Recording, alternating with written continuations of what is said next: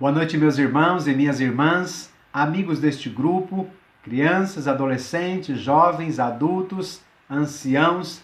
Deus abençoe a todos. Sejam bem-vindos para mais este culto de adoração e louvor ao Senhor. Que privilégio estarmos juntos nessa noite, prestando este culto a Deus, a quem nós devemos, né? E também podendo meditar na palavra do Senhor. E eu convido você para abrir a palavra de Deus na carta de Paulo aos Filipenses, no capítulo 4, versos 11 e 12. Na versão mais tradicional, o texto diz assim: Não digo isto como por necessidade, porque já aprendi a contentar-me com o que tenho. Sei estar abatido e sei também ter abundância.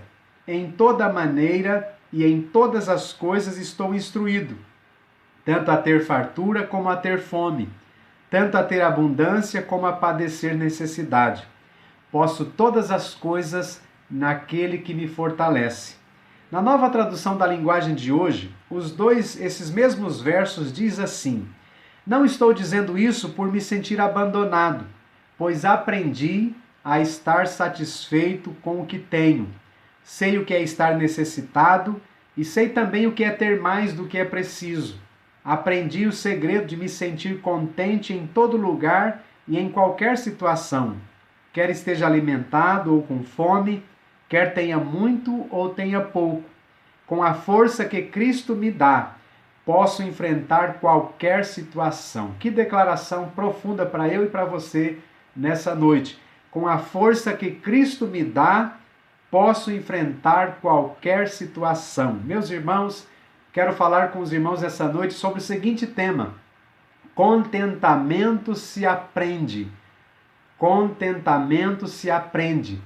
É fácil nós percebermos, eu sei que os irmãos devem conhecer alguém que vive uma vida contente, satisfeita, uma vida tranquila, né, equilibrada, e a gente pensa que isso é privilégio de poucos.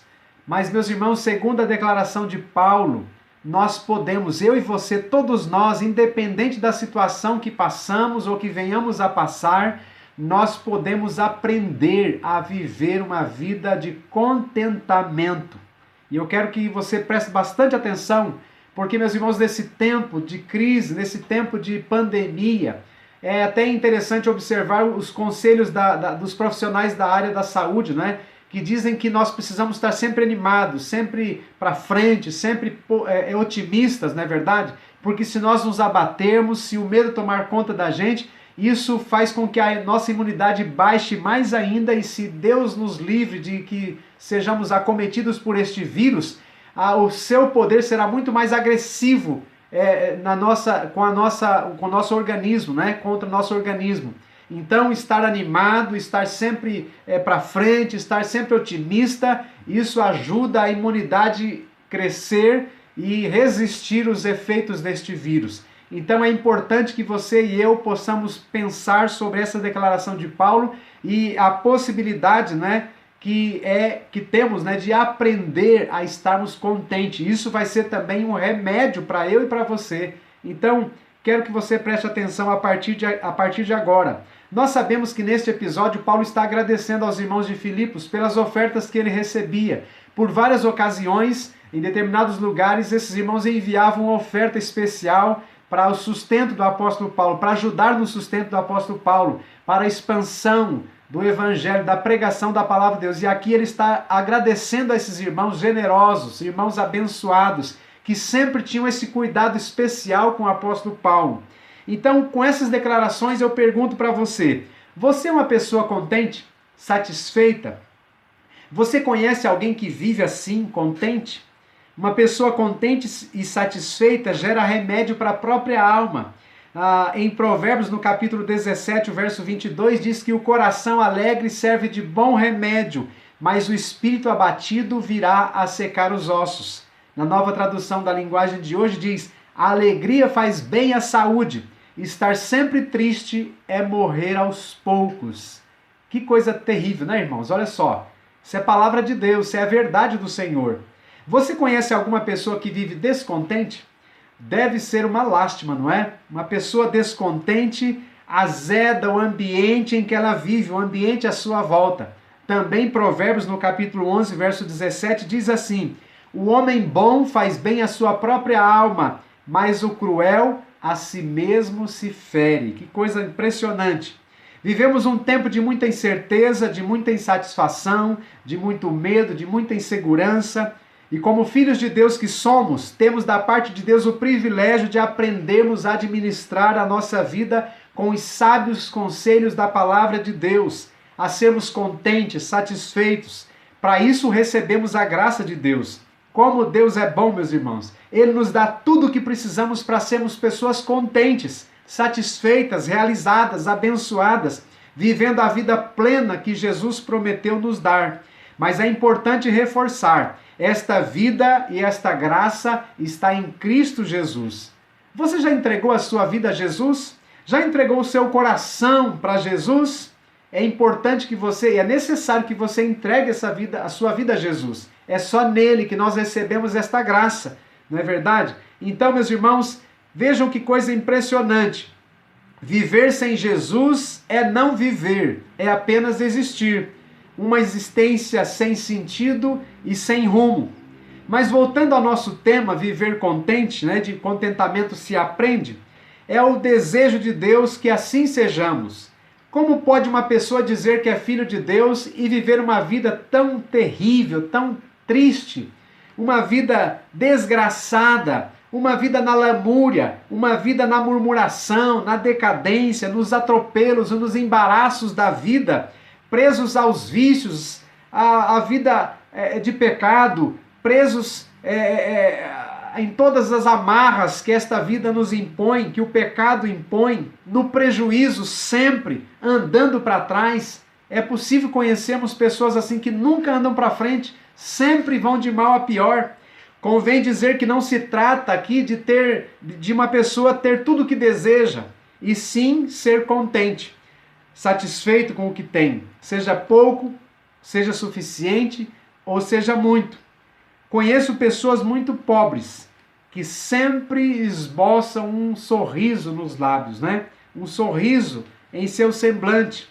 Pessoas que têm pouco, mas valorizam o que têm. Posso testemunhar de uma própria tia que eu tenho no Paraná. Ela já é idosa, E ela tinha um sonho. Ela morou a maior parte do seu tempo no sítio e ela mudou para a cidade, e ali a casa que ela se mudou não tinha um banheiro de alvenaria dentro da casa, tinha uma privada lá do lado de fora. Talvez os mais antigos aqui com certeza sabem o que é privada, os mais novos vão saber, É um lugar, um banheiro lá fora, um buraco, E ali então não tem o vaso sanitário, não tem aquele conforto que a gente tem no banheiro que a gente tem hoje.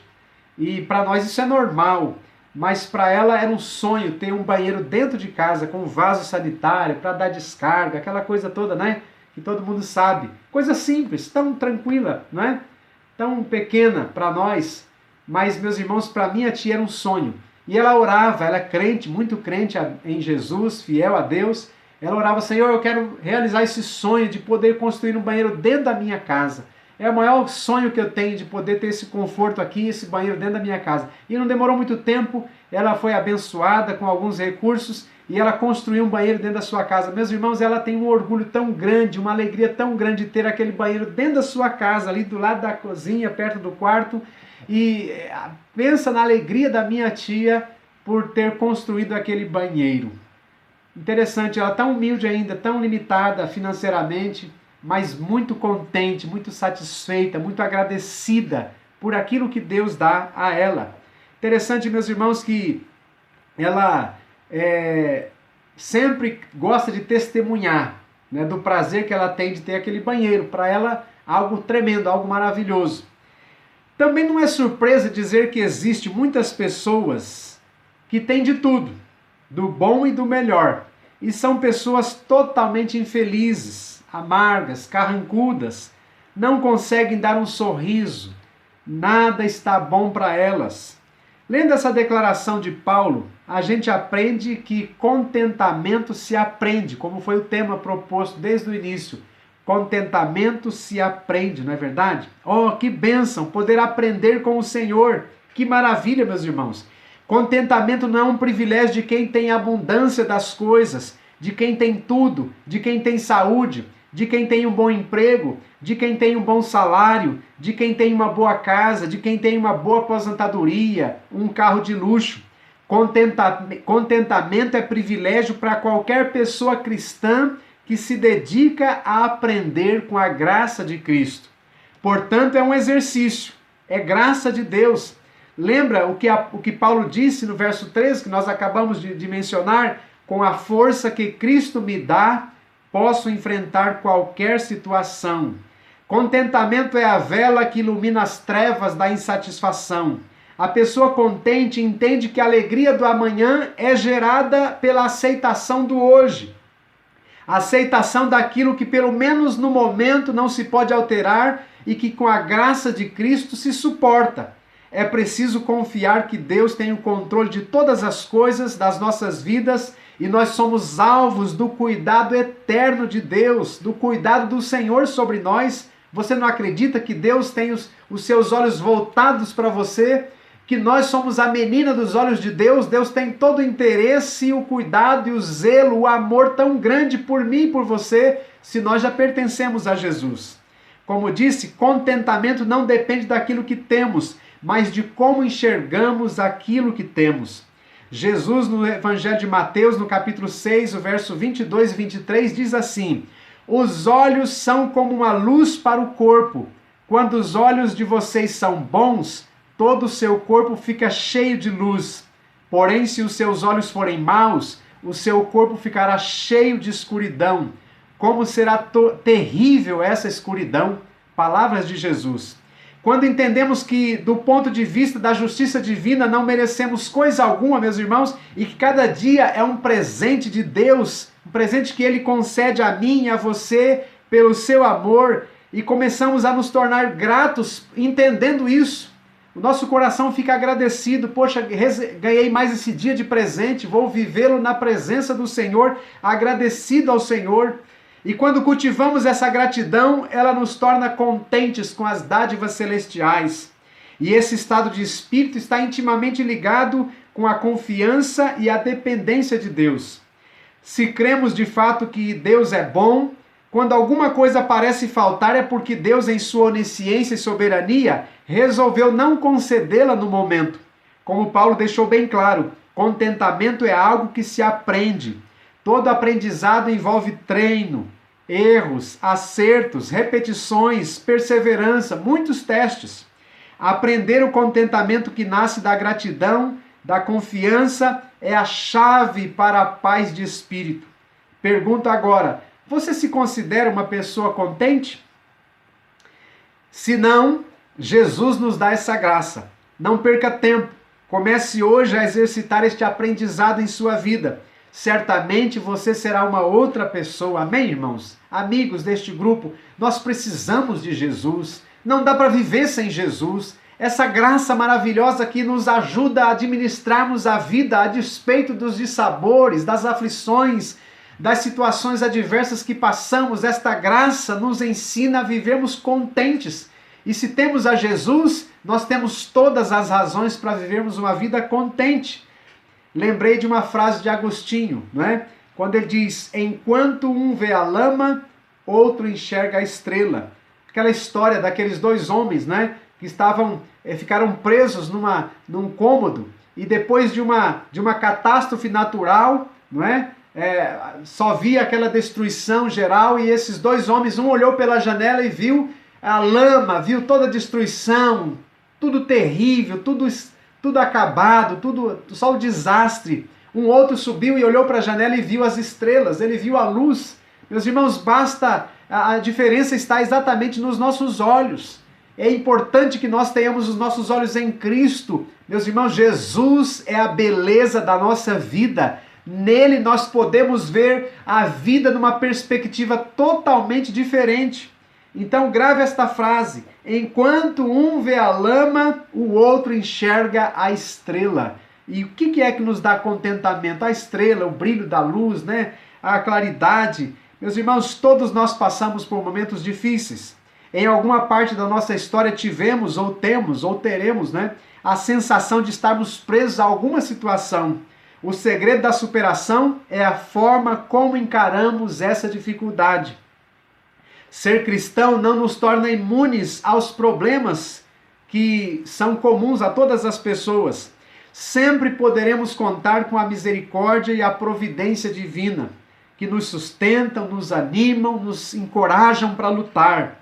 Vencemos algumas batalhas e perdemos outras, mas encontramos em Cristo a nossa razão de ser. Nós encontramos em Cristo sempre o caminho a seguir e jamais podemos retroceder.